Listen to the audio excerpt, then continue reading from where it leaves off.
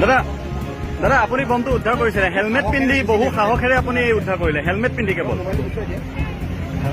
চিষ্টেমতে ছাৰে হেৰি দিছে আমাক দাদা আপুনি যথেষ্ট সাহস দেখুৱাইছে